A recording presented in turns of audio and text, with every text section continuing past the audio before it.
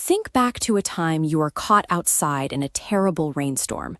The sky goes pitch black, the wind is howling in your ears, and cold rain is stinging your face.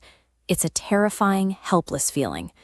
Now remember that wave of relief when you finally threw open your front door and stepped inside.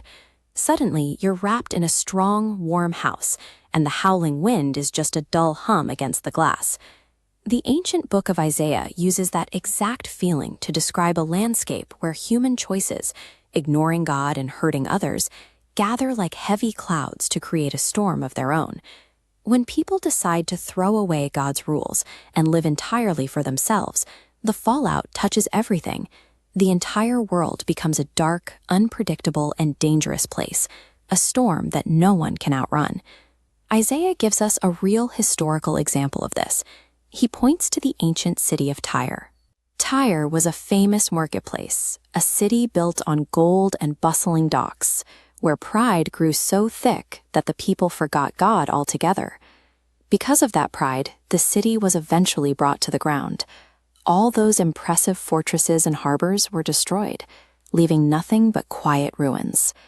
And Isaiah warns that it isn't just one city. Chapter 24 describes the entire earth breaking down and becoming chaotic because humanity continually breaks its promises to God. We see the same pattern today. When we choose to live without God's guidance, things eventually fall apart. The world becomes a fractured and lonely place. But the book of Isaiah doesn't leave us in the rain. Just as the storm reaches its peak, the clouds break. Chapter 25 reveals a truth that changes the entire outlook. Instead of acting like a harsh judge, God himself is a refuge for the poor. He is a shelter from the storm. When the world becomes ruthless, God acts as a cooling shade from the heat. He quiets the chaos around us. Think about the massive stone walls of Tyre. Even the strongest human cities crumble and fall. But God's protection is a fortress that can never be broken down. This shelter isn't a physical building you can walk into. It is God's constant presence in your life, holding you safe when everything else feels overwhelming. That safety leads to a specific promise found in chapter 26. God offers his people something called perfect peace. This is a kind of heart-level security that stays steady even when the world around you feels like it's spinning out of control. There is one requirement to receive this kind of peace. We must keep our minds focused on trusting God, refusing to let fear take the wheel. We can trust him because God's nature never changes. Isaiah calls him the rock eternal, standing firm no matter what disasters wash over the earth. When you have this peace, the scary storm might still be raging loudly outside your window, but right where you are safe. The storm doesn't last forever. High up on his mountain, God is actively preparing a giant celebration of rich food for all people.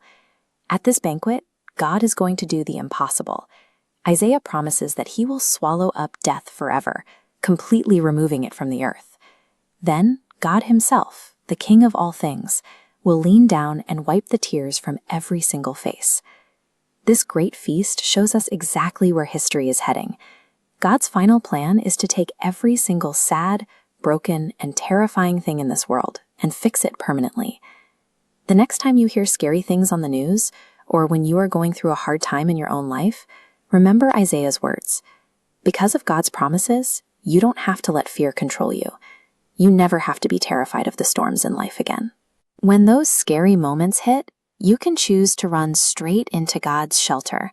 Just talk to him in prayer and choose to trust that he is holding you. We can rest safely in his shelter today, and we can look forward with joy to the morning he makes the whole world right again.